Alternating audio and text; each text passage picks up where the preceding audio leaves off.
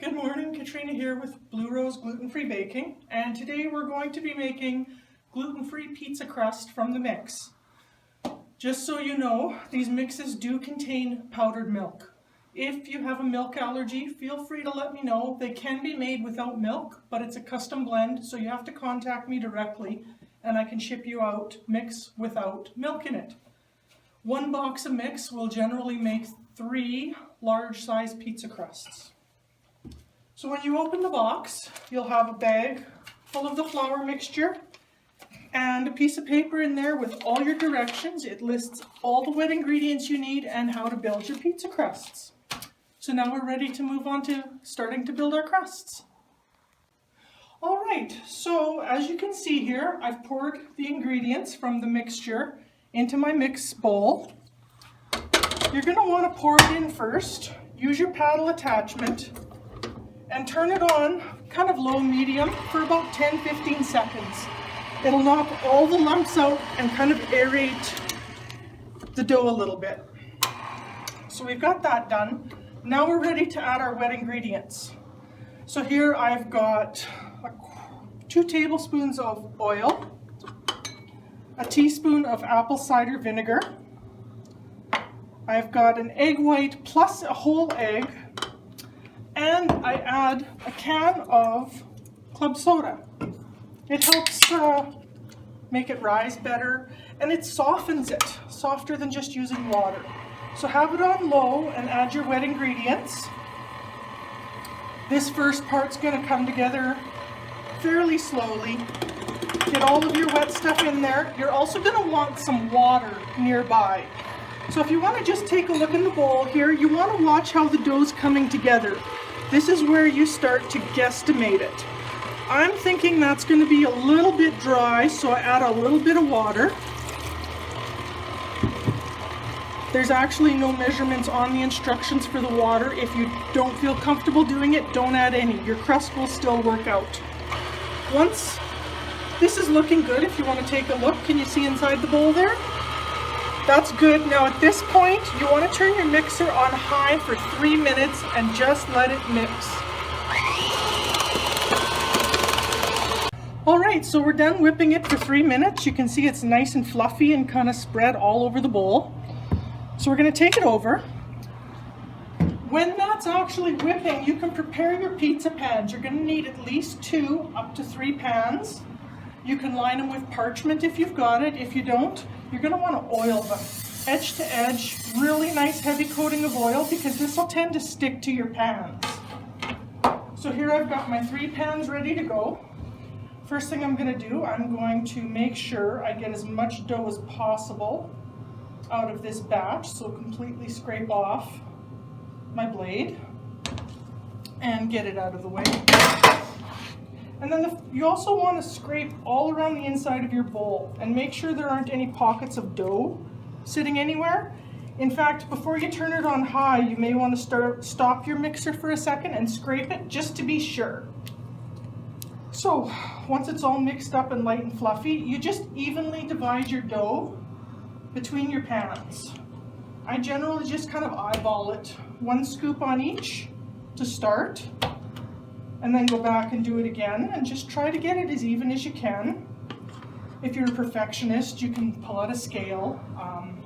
I have my moments where I do that, but in general, it's pizza. It's more like cooking than baking, so enjoy it. All right, so this one I'm going to be able to make into 3 crusts. So again, scraping off, get as much dough as I can. So I'm going to start with this one. Now, you can't stick your hands in this. This is not your typical pizza dough, pick it up and flip it. It doesn't work that way. It's more like a cake batter, as you can see. So you take your tablespoon and just start spreading it. And yeah, it's going to slide all over the place. It's going to be a pain in the butt to get started. All you're trying to do at first is stretch the dough out from the middle to the edges. And yes, it gets messy here. You're going to want to try to keep the dough on the tray, but you'll find if you connect with the edge, you can wipe the back of your spoon, and that's going to help with this stage of it. because of course the dough is going to stick to your spoon and it's not going to stick to the pan because you've oiled it quite well. So be patient. Imagine you're painting with the back of the spoon and just keep going.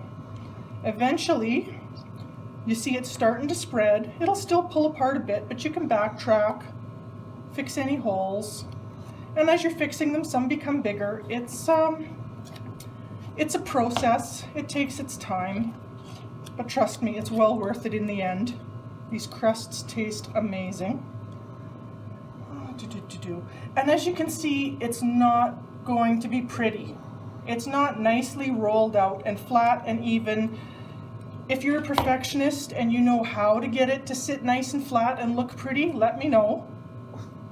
Personally, I don't care because it gets covered with sauces, meats, cheeses, veggies. You're not going to see this part of the pizza anyway. So you want to spread it out. You can see how I got some little holes in the dough? As the crust rises, the holes get bigger. You don't want holes. So just keep going and keep convincing and coercing this dough to spread.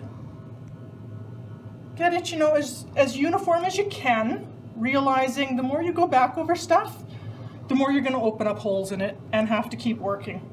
So eventually, you're going to have to decide what you're happy with.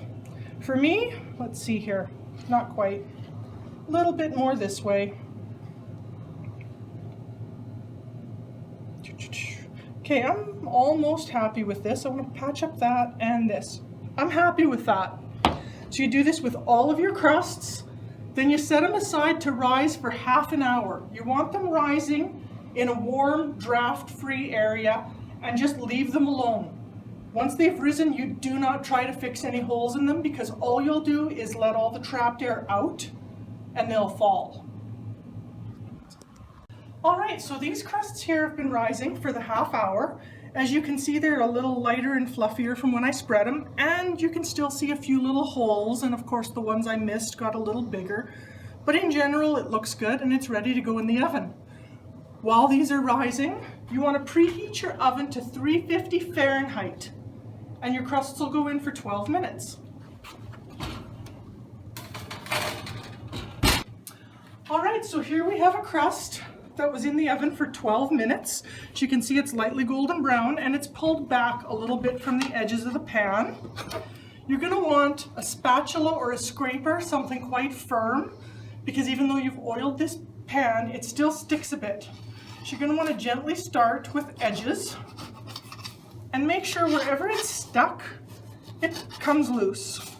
So go all the way around the outside and then go through the middle. Then you can see it's perfectly loose. Now your pizza's ready to start topping.